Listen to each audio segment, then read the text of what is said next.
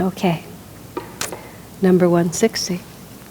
I asked the Master once, after I'd pondered his life as William, "Is it possible, sir, for a liberated master not to live in a state of samadhi, the highest state of ecstasy?" He replied, "One never loses the awareness that he is inwardly free." Can't you just see Swamiji just trying to sort all this out?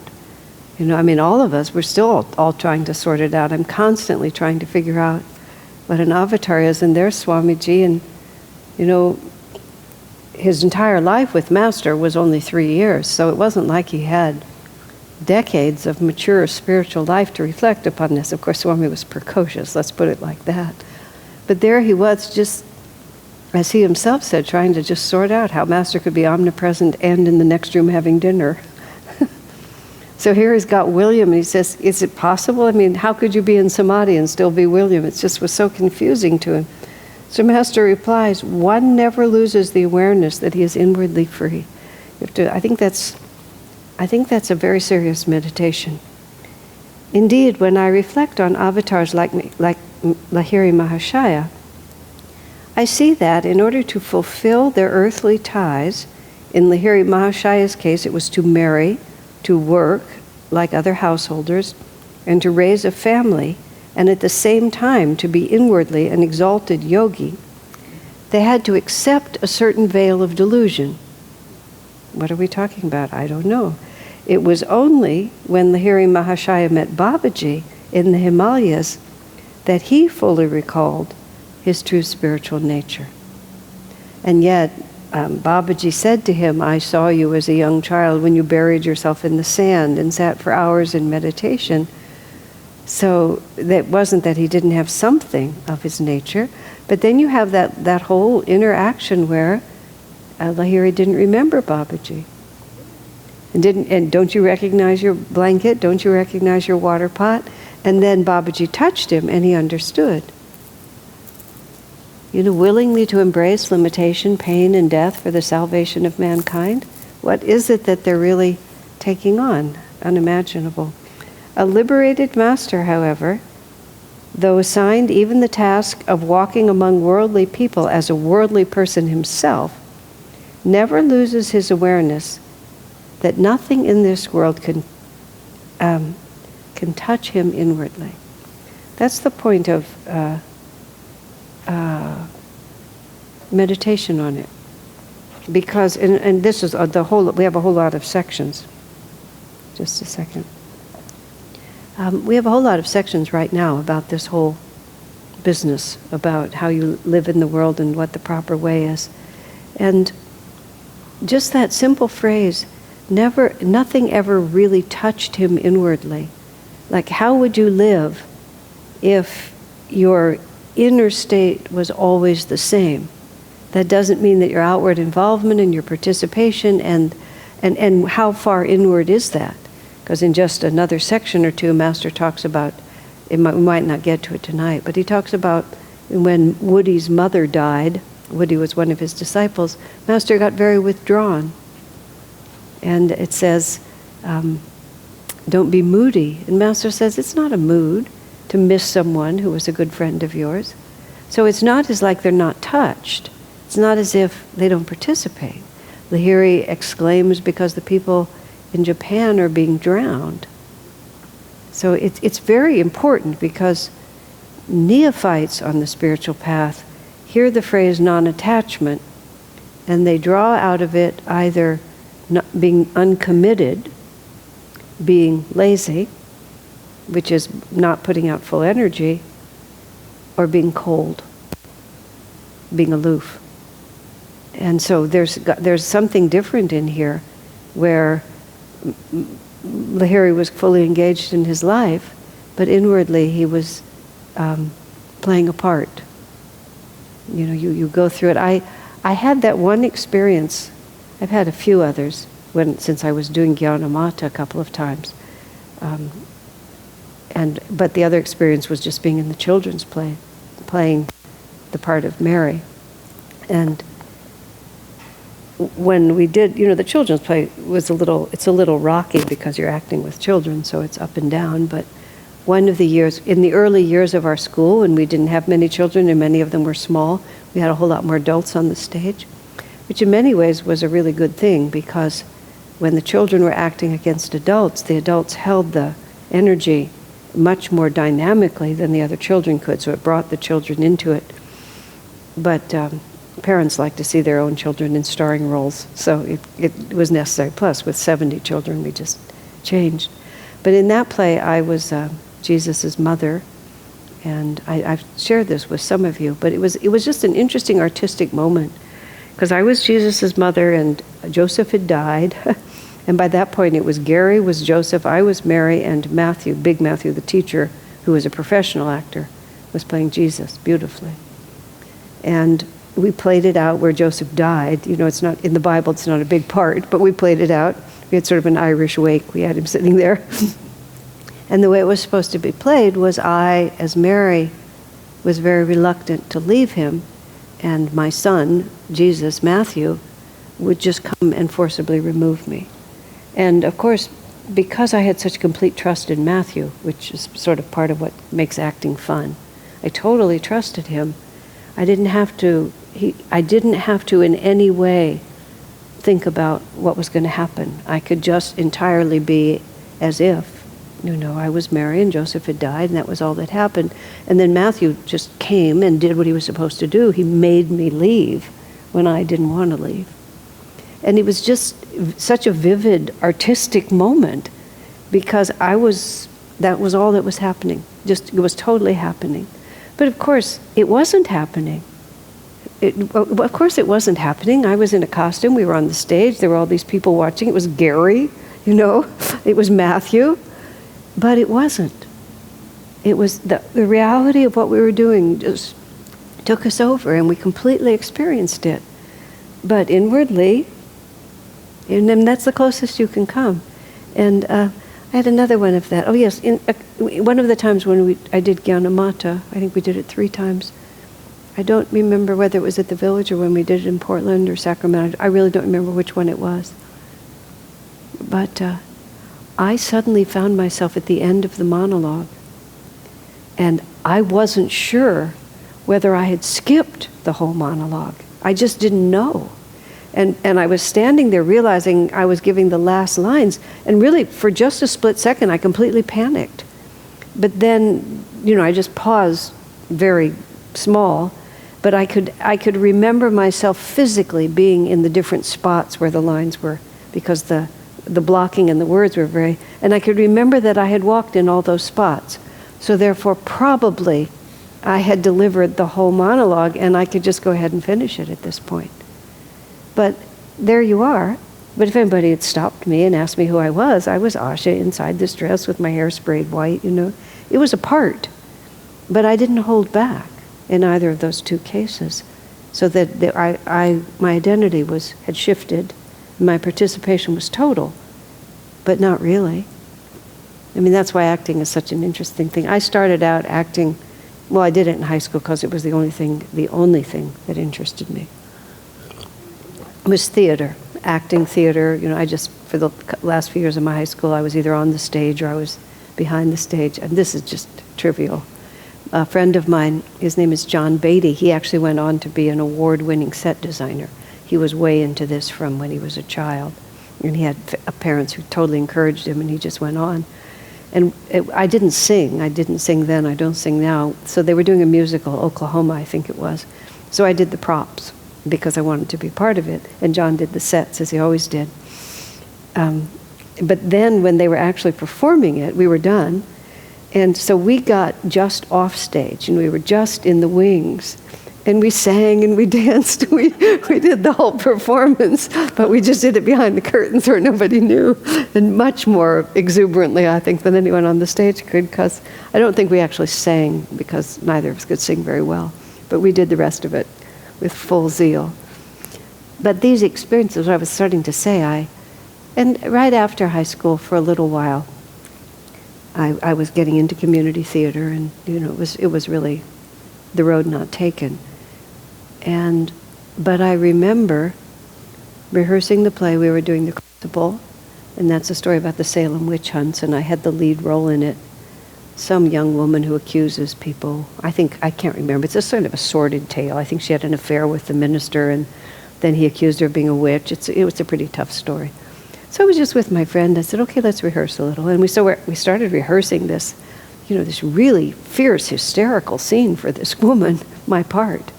And just, we're just having tea. Okay, shall we rehearse? And all of a sudden, I'm just screaming out of my mind. And it was just like, it scared me. It's like, where did that come from?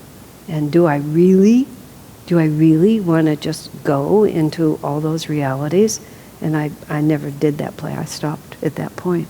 But the other side of it, from the spiritual point of view, and I was already into spiritual things at that point, was I was fascinated by the potential as an actor that the concept of reincarnation gave you, and the concept of detachment from this personality gave you.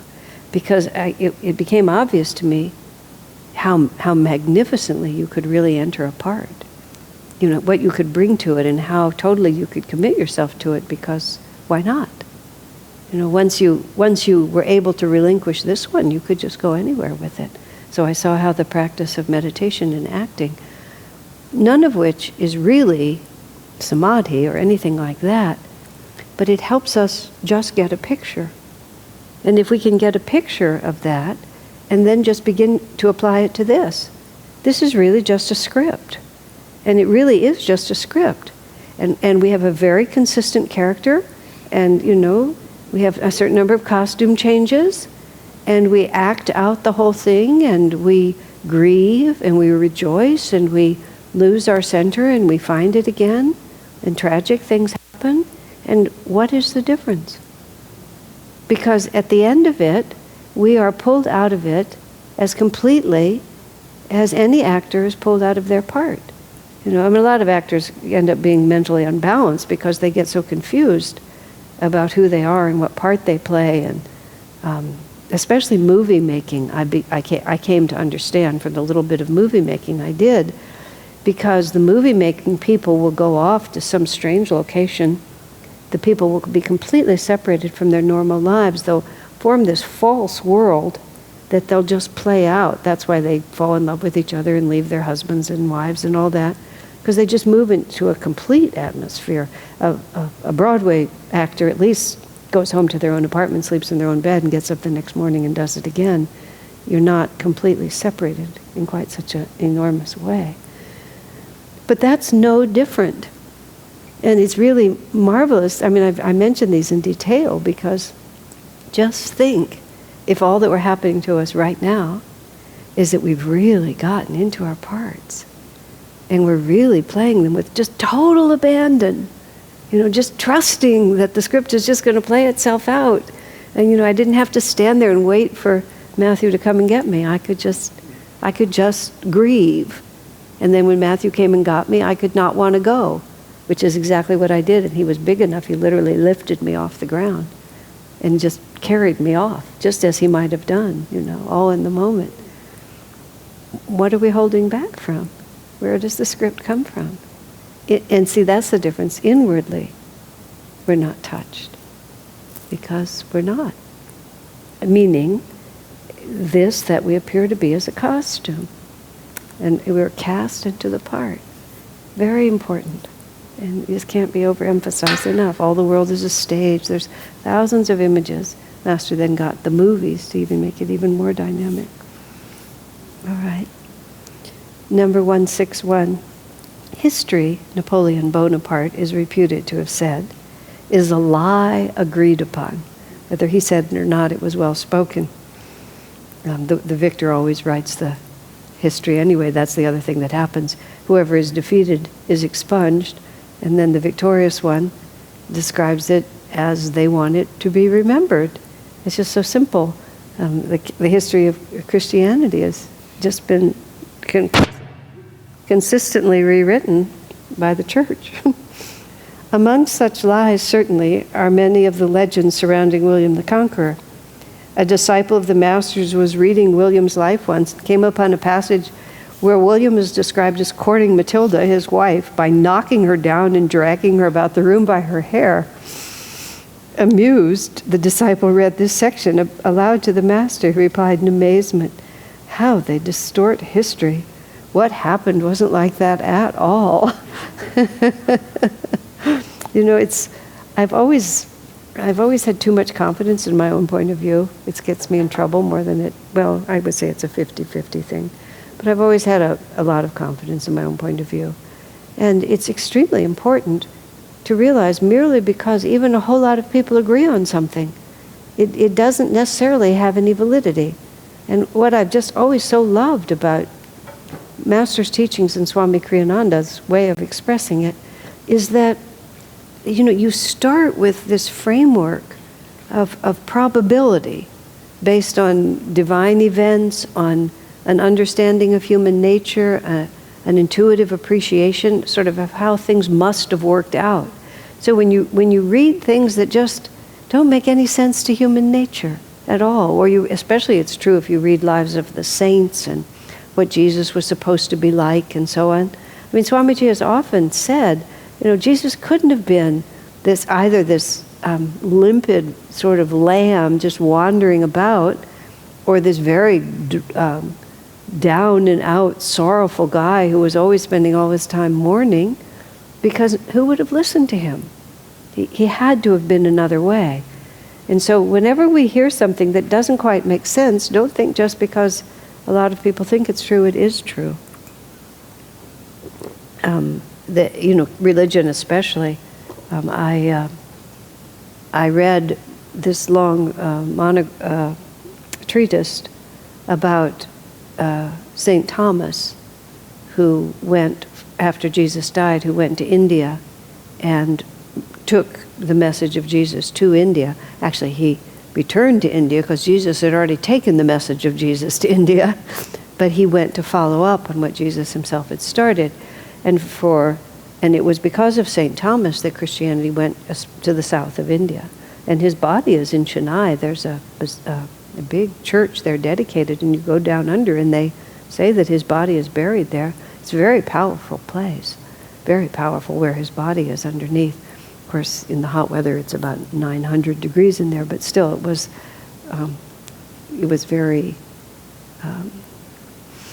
humid. It was a very underground feeling, but still really powerful. But what happened, according to what I read, which I believe to be true, is that for several hundred years, the teachings of Jesus were practiced in India as Sanatana Dharma. It was that Jesus had taught Sanatana Dharma, and Christianity in India was just a natural continuation of the same principles they'd always understood, but through this new avatar, who himself had traveled through the country. And it just was like that for a very long time. They were Thomas Christians, is what they were. And then the Portuguese came, and they were Roman Catholics. And the Portuguese very systematically obliterated all traces of Thomas Christianity. They burned all the books. They just did everything to wipe it out completely because they considered it a heresy. And then they replanted Roman Catholicism. And so you end up thinking that's what Thomas taught, except there are, some records that escape, but not that much. So it's a little bit sketchy. But just over and over again, you just hear, this is what they said, this is what they did. When I think what the issue was. I had a friend who was I say had because I think he's no longer living, but he's no longer mentally cogent. And he was an Episcopal priest. He had a divinity degree from Yale, undergraduate from Stanford, divinity from Yale, big smart guy. And I would ask him questions periodically about the Bible because he knew a lot about it. So I was questioning him something to do with some aspect of it, because I noticed that Jesus recommended that the disciples gather in small intentional communities, and I was very interested in that and various other things. But I was discussing it, Christian theology from the Bible with my friend, Charles, and he explained to me with a completely straight face that Jesus' teachings were incomplete when he presented them, And it was only over the next several hundred years that the full teaching of Christianity came to be known. It was one of those moments where, I just looked at him for a little bit until I gathered my thoughts. So what you're telling me is because Chuck was also a Kriyaban. But this was his background. So he just told me that with a perfectly straight face. So I looked at him for a moment and said, so Jesus, who was a fully self-realized master, was incapable of understanding his own teachings, and it took generations of intellectual clergymen to sort it out for him. And Chuck just sort of looked at me like this, and he sort of sagged and had to admit that, well, yes, in fact, that did sound rather ridiculous, didn't it? But there it was. That's what he'd been educated to believe. Because over several hundred years, the church authorities gradually got a hold of it and turned it into something they could understand and that they could administer and that they could operate. And it had nothing to do with Jesus, but they worked it all out. And Chuck, who was a brilliant man, swallowed the whole thing. So there's just a great deal that happens that we as devotees, you just have to stop for just a minute and really think about this. The political scene, the social scene, we often just kind of fall into just agreeing with everyone without really stopping to think. Okay, number 162. Patterns repeat themselves in the lives of individuals, no less than in the history of nations. The Master told us that his oldest son in that life, Duke Robert, was Swami Dhirananda in this life. Dhirananda once again betrayed him, and for the same reasons as before, envy and jealousy. Just so here we are again. It's just like, I can't believe this. In Autobiography of a Yogi, there is an episode where Yogananda's guru, Sri Yukteswar, expressed displeasure with Yogananda to the Master's father. The book states the only cause of Sri Yukteswar's displeasure at the time was that I had been trying against his gentle hint. It's always interesting, you think of Sri Yukteswar as being fierce and outspoken, but he's saying against his gentle hint. I had been trying to convert a certain man to the spiritual path. That certain man was Swami Dhirananda. Bachji or something like that was his name. He was a boyhood friend. There he is, and Master doesn't forget. I mean, this man, Robert, when he was Robert, when William was dying, Robert had massed an army and was trying to take his kingdom from him. I mean, instead of Swami, as the youngest son, was at his father's deathbed, and Robert was out marauding, trying to take the kingdom from him. And finally, Robert caused Henry Kriyananda so much trouble that eventually he just arrested him and put him in house arrest for the rest of his life. He just couldn't leave him out there because he wouldn't keep his word, he wouldn't keep a treaty, he wouldn't keep the peace. He just kept stirring up trouble. So Master captured him, Swami captured him and put him under house arrest. Just kept him there. He lived very comfortably, he could do anything he wanted, but Henry never let him out again because it just couldn't happen.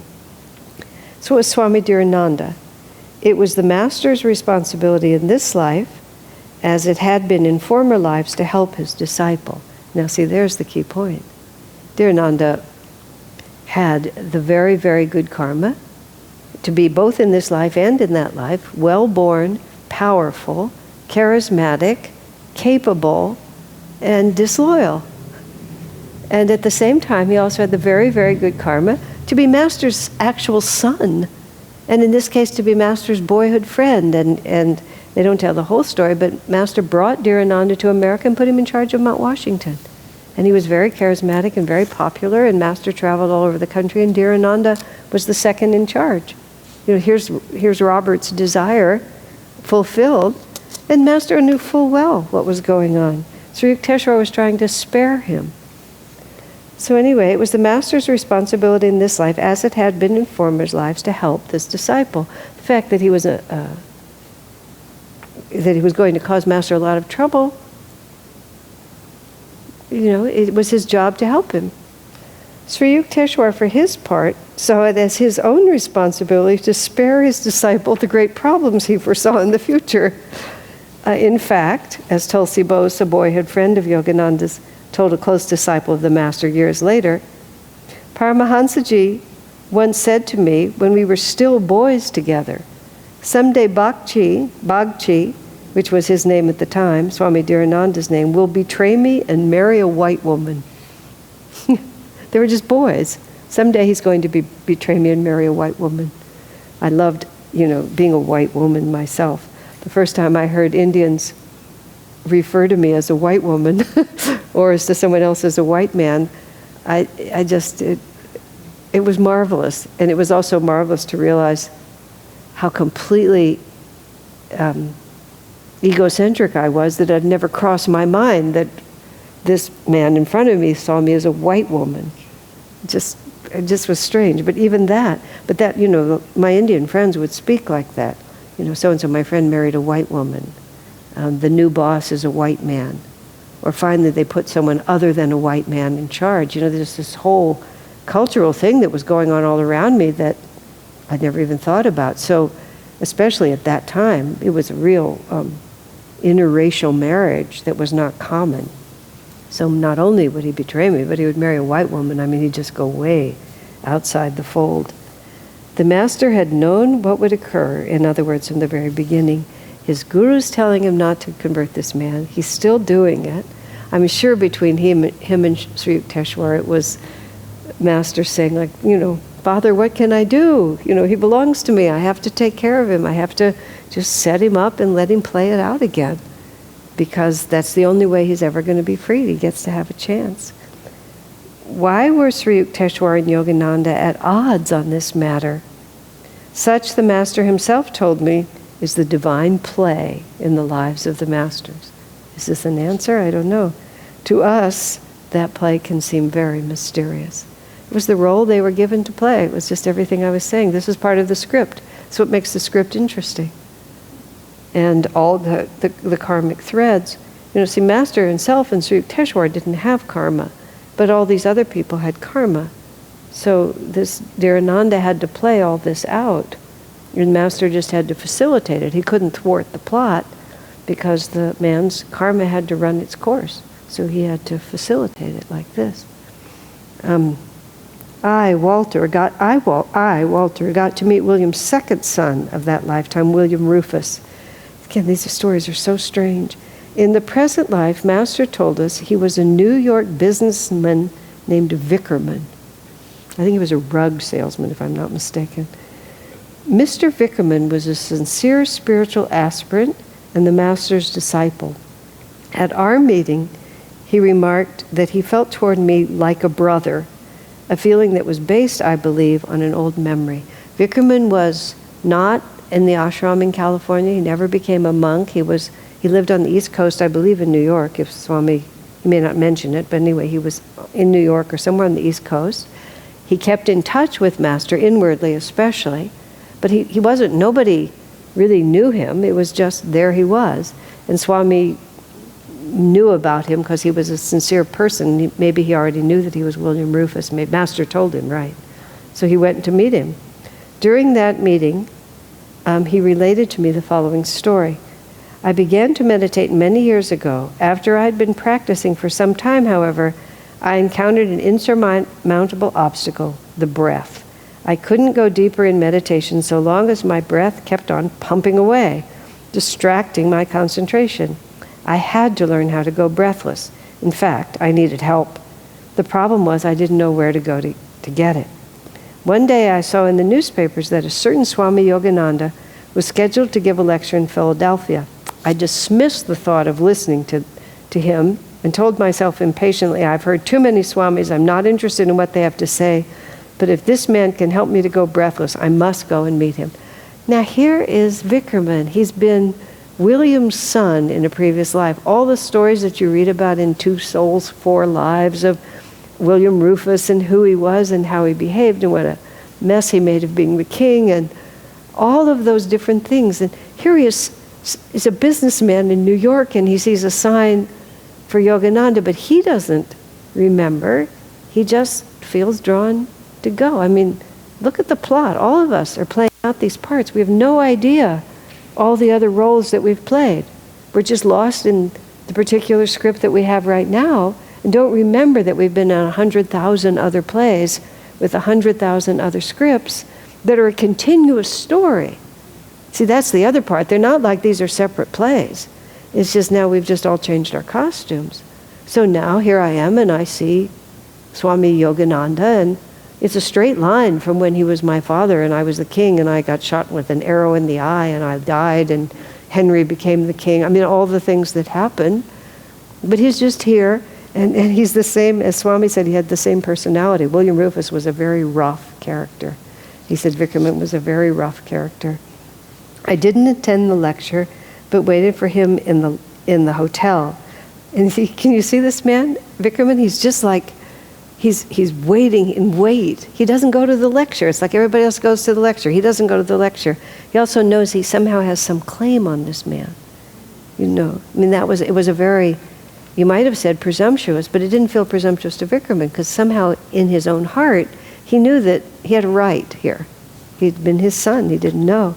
On his return, I went up to his room and knocked on the door, which he opened.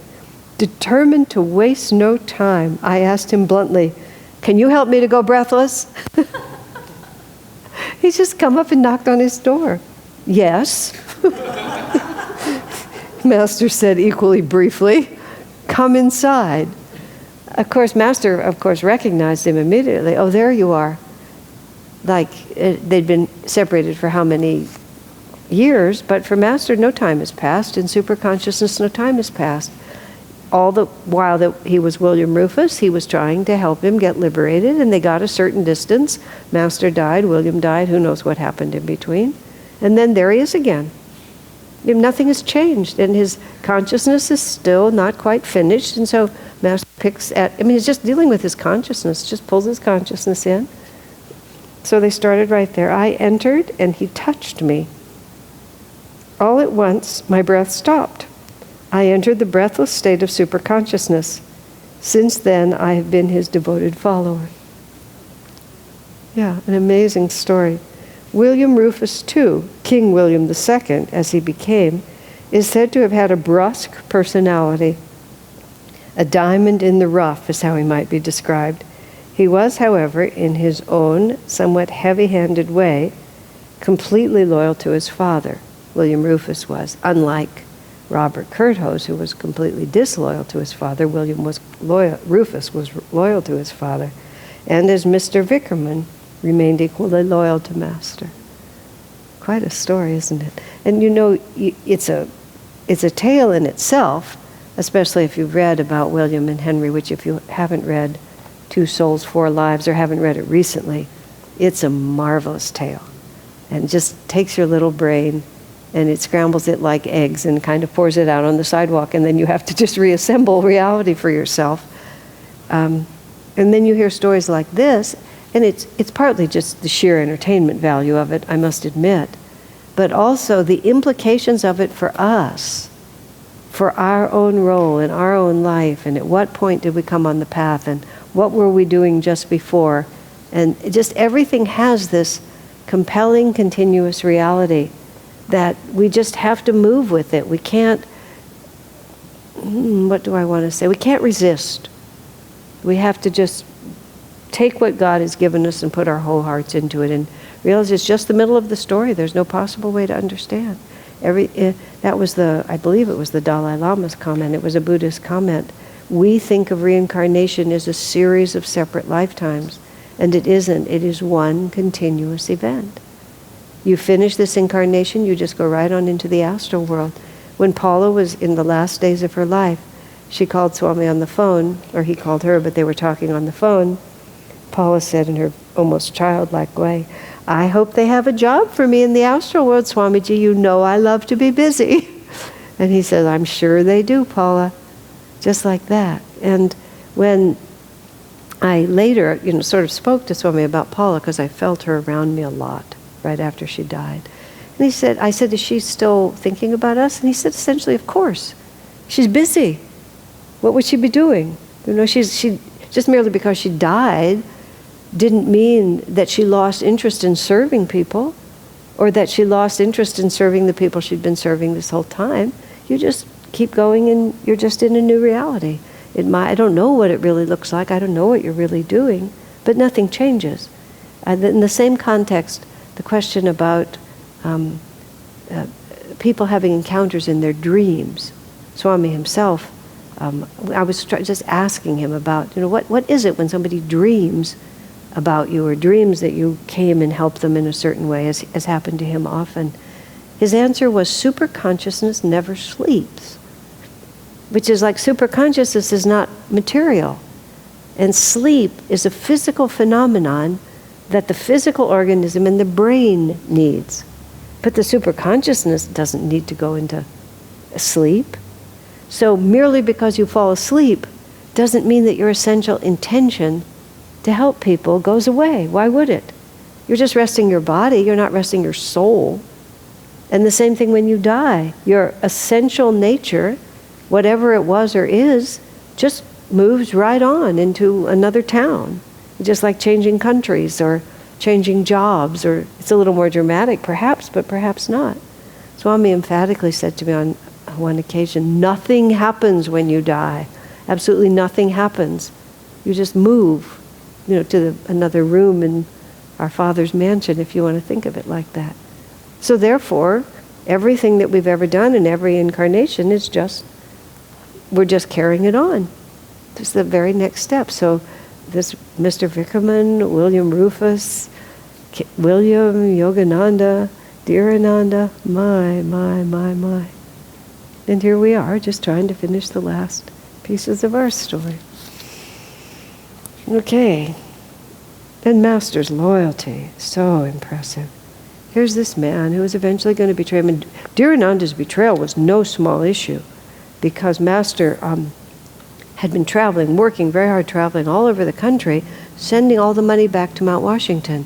And dear Ananda was a very charismatic, you see pictures of him, he was very handsome with his long straight hair, and he was a Swami, and he was really very impressive as the leader, and he was running Mount Washington. He had a huge following. And Master was sending all this money. And I believe dear Ananda absconded with it. And then there was a lawsuit, which Master lost. And dear Ananda he took all the money, he took a whole lot of the people, he just sort of split the thing in half. I mean, we don't hear enough about this. Not that we need to hear scandal, but we need to understand that it was not effortless for Master, unless a really rotten things happened to him. And so when people betray and attack, as happened to Swami, it's just the way the story goes. And if you knew that it happened to Master, you're more at ease with it happening to Swami or to yourself. It's just the way it goes. And Master had to come back to Mount Washington, and they were utterly impoverished. That was the time, pardon me? That's when they planted the tomatoes on the hill, so that they would, just supplement their food. And Master had been working for so many years, like 8 or 9 or 10 years, really hard, and it all was wiped out. And that was when he went to Mexico. And he wasn't sure he would come back, because it was just like, all this effort to build this work, and now I'm back right where I started. He writes that in some letters to Rajasi. I just can't believe that it was just all wiped out. But he knew it was going to happen at the same time. But he was playing his part so well that he went to Mexico and said, maybe I'll never return. But then he got smart, and he organized things legally, so the next time it happened, and Brahmachari Narod tried to sue him, Master had protected himself legally, and Brahmachari Narod didn't win, because he'd learned from dear Ananda.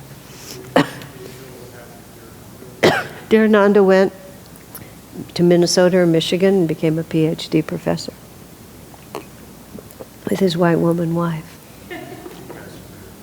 I think he's passed away now. We actually, in the course of the lawsuit, we ended up taking the deposition of his son for reasons were not clear to me, but we took the deposition of his son having to do with Master's intentions with his writings and various things like that. Because various things happened in that lawsuit which became relevant to ours. Because SRF tried to assert that Master had no personal possessions, that in 1935, when he went to India, he willed everything to SRF. And we had lots of places where he didn't. And I think that was part of how that was all about, what Master really did. Okay. Number 163. Someone once said to me, Yogananda said, "You are a good salesman." That, I replied, is because I have sold myself on the merits of what I teach. I've always remembered that. And actually,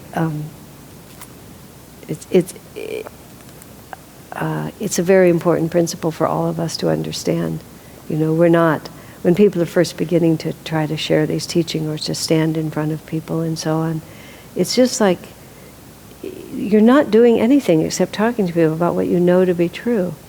I remember Purushotama put it that way when we were all first starting out and everybody was a little nervous. He said, you're just talking to people you like about something you know. And that's always been the principle that I've tried to get people to. You love these teachings. You know they work. You are convinced. There's no reason in the world. Just don't step outside of what you actually know. Don't try to convince them. Don't try to explain to them what samadhi is, because you really don't know. You might know it's there and you can believe in it and you can talk to them about how you believe in it, but don't really try to explain it. That's going a little too far. But if one really carries the conviction, then you're not really selling at that point. You're really just talking to people you like about something you know. And then it's very compelling. Sincerity is profoundly compelling, because that's what he's talking about. All right. It's a little bit early, but why don't we take a little bit of a break? And then we'll come back, because the next one's a little longer. Okay. All right. Are we ready? 164. Most people, the Master said, lose all interest in this world at the time of death. That is natural and right. After all, they are soon going to have to leave it. Besides, this world isn't ours, it is God's. That mental disinvolvement at the approach of death should remind everyone of the need for being inwardly non-attached all through life, even while busily engaged in worldly activities. I love the juxtaposition. Busily engaged. That sort of describes how Master lived. He was very busily engaged, writing books, building buildings, making things happen, helping his disciples. When you receive, if many of you do, the daily This Day in History, for those of you who are watching this online, you can write to ananda.org, and I think a lot of it was drawn together by John Parsons, who was our attorney, and he became very interested in Master. He did a lot of research. He was a scholar, is a scholar by nature. Did a lot of research on trying to document as much as he could every day of Master's life that he could document. And now they put it out in this daily email that you get on this day in history. In 1921, in 1926, in 1942, they'll tell you where Master was and what he was doing. And he was so creative and ambitious for the work he was doing. He was in Minneapolis talking to the Ladies Club about Indian art, and then he was in Portland, Oregon, and he was talking to the Chamber of Commerce about how eternal principles affect daily business, and then he was talking here about how to attract a perfect life partner, and over here about overcoming old age and sickness and death through the energization exercises, just all over the country with these extremely imaginative topics. Literary clubs, businessmen associations, ladies groups, garden society, historical groups, and then his whole lectures, and of course then all the writing he was doing. He was busily engaged. And of course, Swami Kriyananda, we all watched his life. He was busily engaged. So you don't attain detachment by low energy. Low energy is a profound detachment. You're bound by the gunas. You're bound by tamoguna then, and you're not free. To be low energy is not to be detached. It's just to be low energy. You have to be massively high energy, and then after you're high energy, busily engaged. Because your detachment doesn't mean anything. It's easy to be detached when nothing's going on. You have no relationships, you have no responsibilities. That's not detachment, that's just like nothing. Ramakrishna would joke that some man came, his wife had left him, and His business had collapsed, or his master was this. Everything, his wife had left him, his business had collapsed, all of this had happened, his house had burned down. He comes to Master and says, I want to renounce the world. And Master says, it's not you who are renouncing the world, it's the world that has renounced you. This is not being a renunciate, to have it all ripped away from you. To be a renunciate is when you hold it in the palm of your hand, but you're not attached to it. It's very, very different. That's why Lahiri lived the life that he lived. He was completely engaged, but he was inwardly non-attached. That's the challenge of this particular incarnation, and that's where it started. Kriya Yoga comes down out of the Himalayas and is handed to a householder in Varanasi. It could have been handed to a monk somewhere, but it was handed to a householder in Varanasi. So the whole movement starts there, in that reality. And then Master brings it to America, the hotbed of materialism.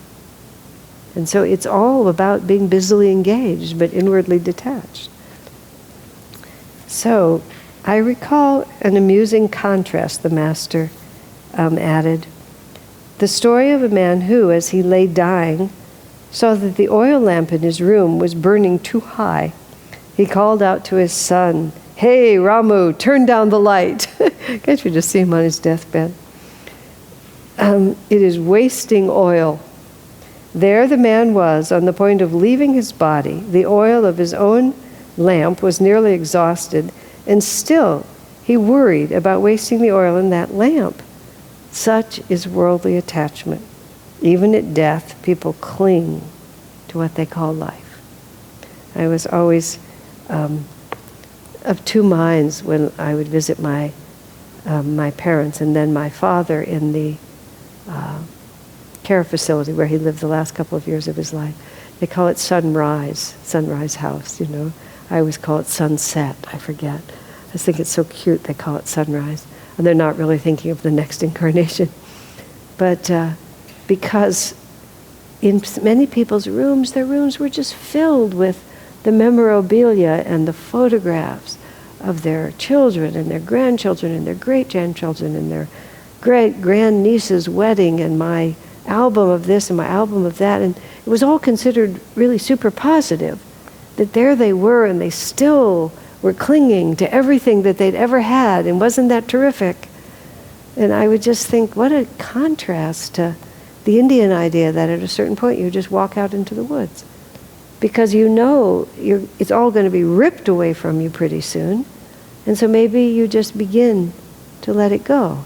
And it's not that you're loving relationships, although in that tradition you just walk away. That's in the Mahabharata at a certain point. The older generation, in the Ramayana too, we're done. We've had it.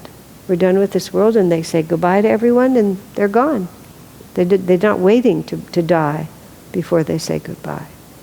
Now, life gives you what it gives you, but as we get older and closer to that, we have more yesterdays than tomorrows, which is the beautiful way I heard it expressed, which at a certain tipping point, that's the truth. How do you think about it? Do you try your very best to just capitalize on staying exactly as you have been? Or do you begin to think, I don't need to anymore. I don't need to have this, whatever this might be. And he's really talking, it's natural at the end of your life, you just lose interest. Just don't want it anymore. By contrast, I was so touched by my dear mother. Mother, are you afraid of dying? This was our full philosophical discussion. Mother, are you afraid of dying? No, she said, but I hate to think of all this going on and my not being here and part of it. Oh, Mother, that's so sweet. Just like, because she was just interested in it. I think there was a political election going on. She was interested. When it came time for her to die, though, she actually just died very fast. So whatever it was, when the time came, just let it go out of the country. But just went in the hospital in the evening, and in the morning she was gone. She'd been unwell, but still, the actual death, I was afraid she might hold it for a long time. My father, too, for that matter. One day, he just refused to get out of bed. They just called me and said he refuses to get out of bed. I said, leave him. He doesn't want to eat, he doesn't want to drink. leave him. And I just went down there, my brother and sister and I, and we just sat with him for 3 days, and then he breathed his last. He knows what he's doing. Let him just do it. And that's exactly appropriate. I'm done. Whatever. And you often see older people do that. In our weird world, we often drag them out again and take them out to dinner and try to get them interested again, instead of just recognizing that this is exactly what they need to be doing. Just letting it go. And then the extreme example of don't waste any oil. It's like you really don't want your mind to be there. You really, really, really don't want your mind to be there. And so it's worth practicing. It's worth practicing just letting it go. Although one friend of mine, just before the big fire in 1976 at Ananda village, which of course was ages ago, she used to literally visualize everything in her life burning up, including the house she lived in. Swami said afterwards, maybe that wasn't the best visualization because her house and everything in it did just burn. Maybe that wasn't the best thing to have done. Maybe you want to practice inward detachment from now on. Anyway, Master says, speaking about the man who was dying and worried about the oil, don't be like that, the Master concluded with a blissful smile. That's a sort of sweet. Master wasn't reprimanding. Don't be like that. He said, with a blissful smile. That smile was a reminder in itself of the eternal bliss that awaits all of us if we will remain ever non-attached to this world and attracted only to God.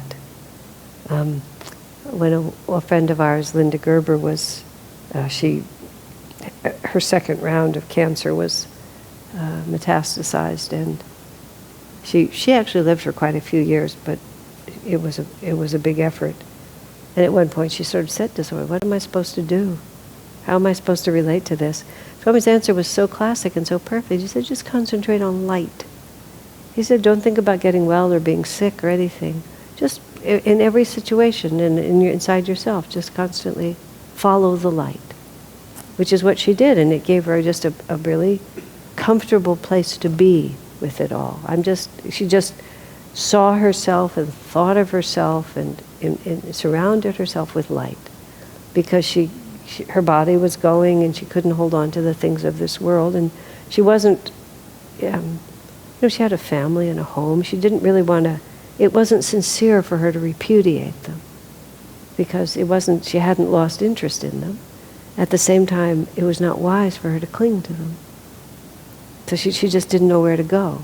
So he said, concentrate on light. So, she looked at her family, she looked at her home, she just tried to see the divine light behind it all. And that gave her a consistent thread. In other words, be attached only to God. Just the things of this world come and go, but the thread of light that runs through them all is always there. And that puts us more in the timeless zone. Very challenging and very fun. Well, that's what he's trying to say to us is, we're going to die anyway. And very early in my spiritual life, that was a big motivating factor for me. Not so much the fear of it, as just the fact of it. Sooner or later, I'm going to be alone with my consciousness. No one will be able to help me, and nothing that I'm clinging to can go with me. It seems to me that I ought to take that into account early on. Watching Tushti die, just amazing. Of course, I knew it in theory, but just to realize she was never getting, at a certain point, she was never getting out of that hospital bed. She wasn't able, for the first couple of weeks, she could still get up and would sometimes, didn't exactly dress, but changed out of one set of pajamas into something else, and would sit up and talk with us, and even we went out a little bit at the very beginning, but eventually she went into the bed, and then eventually she got a catheter and never came out of the bed, and never would come out of the bed. And it was so, it was just such a fascinating challenge to watch, not just her, but my own mind, just really dealing with the fact that she was really never going to get out of that bed, that body was never going to get out of that bed. And then there would be this other, and this was death itself, this other thought that we all of us had it in the house who were with her, that somehow she was just going to sort of get up and go into the bedroom and we'd just all continue. The idea that it was really over was so hard to grasp. And we had cleaned out and given away all her stuff before she died, and Surendra somewhat humorously said, "I hope to heaven she doesn't just get up, She's going to be real upset because I've given away all her stuff. Nothing is there." It was a joke because she wasn't going to. But the totality of the renunciation, until, of course, the body itself went away. But just because we can say it, but we still, I'll go home to my house and I'll crawl into my bed and I have my pillow and my blankie and I just rearranged my room and I have my clothes in my closet, and someday, none of it, absolutely none of it, not even the body, just gone. It's a sobering and a very good thought to have. It was interesting for the people in our community when the whole community burned down. A friend of mine told me she had just moved out of her house and put all of her stuff into storage. Every single thing that she'd owned and accumulated her whole life, she put it into a storage locker. And it was in Lake County, and the fire came. Like, she put it all in on Friday, and on Saturday, every single thing that she owned was destroyed in fire, except for somehow one statue survived, which was stolen the next day. And she was just saying, is like everything. All her children's pictures, just everything, an entire life accumulation, absolutely gone. And on one hand, I wouldn't be glib about that. I don't know what I would do. You just think anything that you own, and you're still there. This isn't death. You're still there. But none of it is there. Yeah, and just think how much your mind would go, toward 1,000 different things that are just not there anymore. Ashes.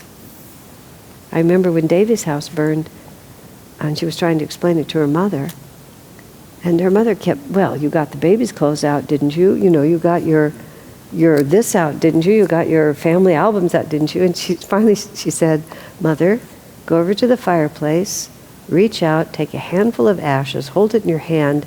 That's what I have." Whatever is in that hand, that's what I have. It's just gone. Very impressive. Part of you wants to have that experience, and part of you is terrified of it. I have to finish my books first, because if those notes burn, I would just really... After that, he can have it, but please not, I've still got those notes. Swami talked about I've got file drawers full of notes. Swami he said, a few notebooks, which he writes at the beginning of this, that he took care of those notebooks like a doting father would take care of a sickly child, is how he described it. Where he went, he was mothering those notebooks to just make sure, because until he finished, they were his prized possession, and he couldn't. He had to make sure they survived. It's a very good question. They didn't burn, so they're somewhere. Catherine has all the archives. I suspect Jyotish or someone is holding them. But she has a whole room, an archive room with a lot of things in it. I sat with her for a while and I sort of wanted to know what was there. She didn't mention those notebooks. She mentioned a bunch of other very interesting stuff, some of which I saw, but she didn't mention those notebooks. Good question. Maybe they're in the museum.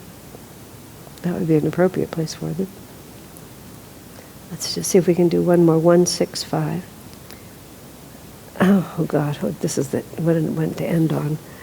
To the monks, the master would sometimes quote something a saint had once said to him.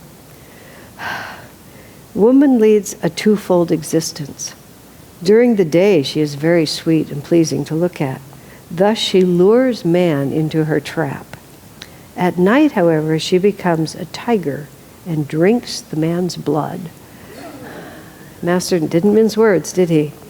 Did you know that one seminal emission is equal to losing a quart of blood? It saps your power. There is power in that fluid naturally. There has to be. It was given you to create new life. Master's talking to the monks, and he's just not mincing words. You know, this is very politically incorrect. This is not how people talk. But Master called a spade, and he really just talked about how, you know, sexuality affects, and how the illusion between the senses, the sexes, and how, you know, with the power of celibacy and the depleting effect of sexual overindulgence. Master used to refer to some people, he said they were sex washouts. That was his phrase. Having lost so much of that energy, they just didn't have any vitality left in their lives. And he was also speaking there about, you know, in America, especially now, the ideal woman is the lover and the temptress. You know, the clothes are extremely provocative. The way women dance, the way they talk, the way they fight for their rights, it's all very provocative. It's like the ideal woman is sexual and enticing. In India, the ideal has been, of course everything's changing, the mother was the ideal. Being motherly, being kind, being welcoming, being supportive. I mean, you can see what a hugely different picture the two are. Now, there has to be some balance point in all of this, because there is also human nature to take into effect. It's very complicated, but our culture is so far out in one side, so Master has to say strong things like this. You know, this sexual energy is not just a plaything. It's not just, oh, let's just enjoy ourselves and there's no consequences to it. Earlier in this book, Swami had the statement, which I only ever read in here, I've never heard him say it in any other context. For women, too much promiscuity creates so much heat around the women's reproductive organs that it results in sterility.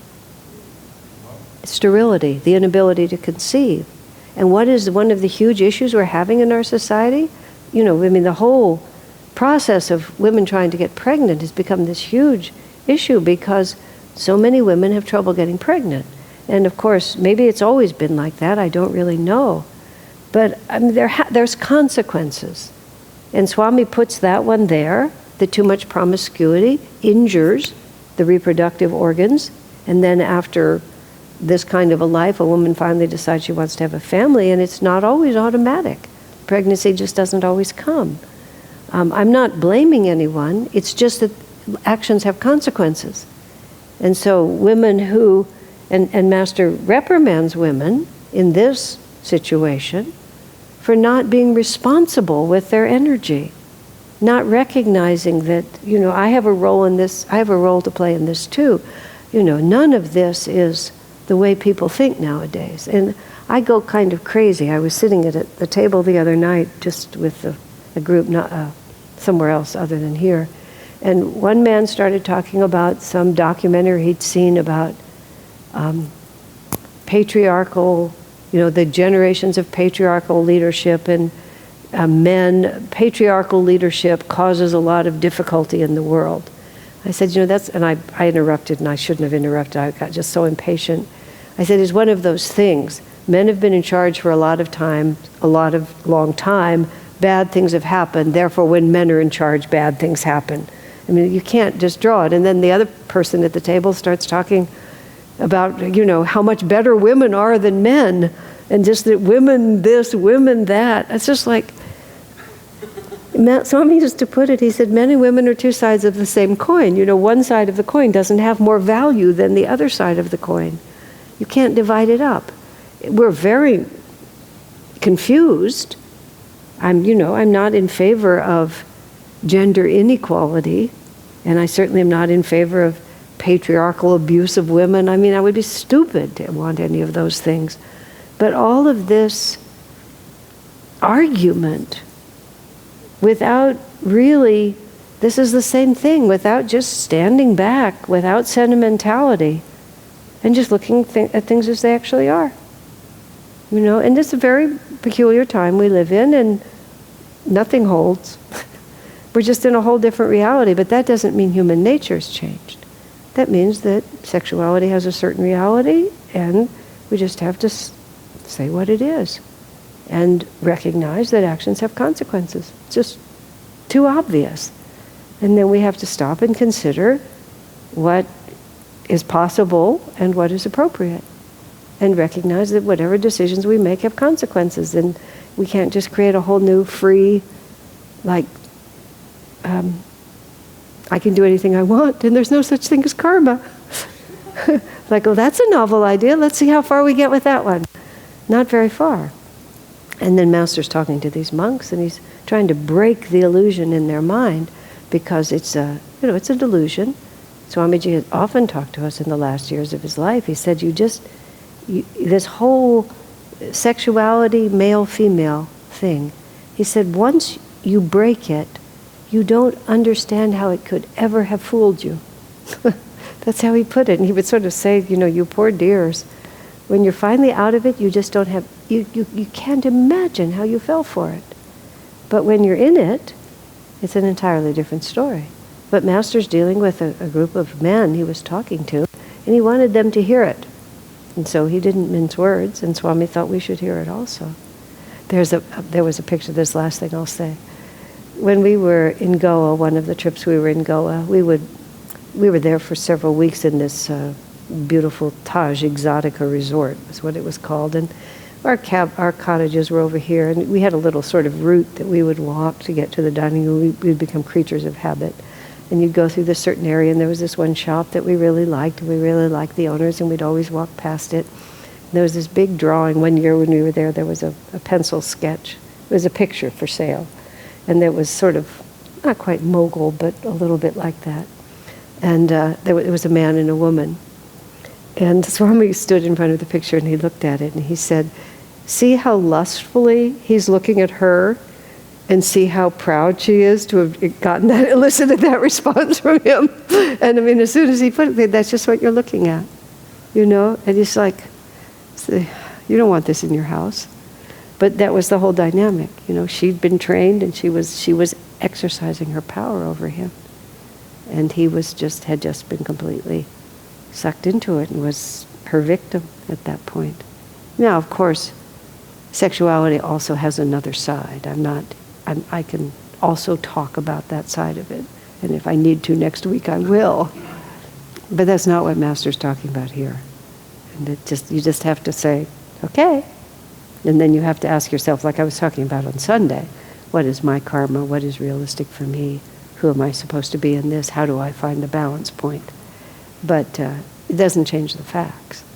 We can't be afraid of the facts. We have to just hear them, accept them, and then make an honest decision about our own lives.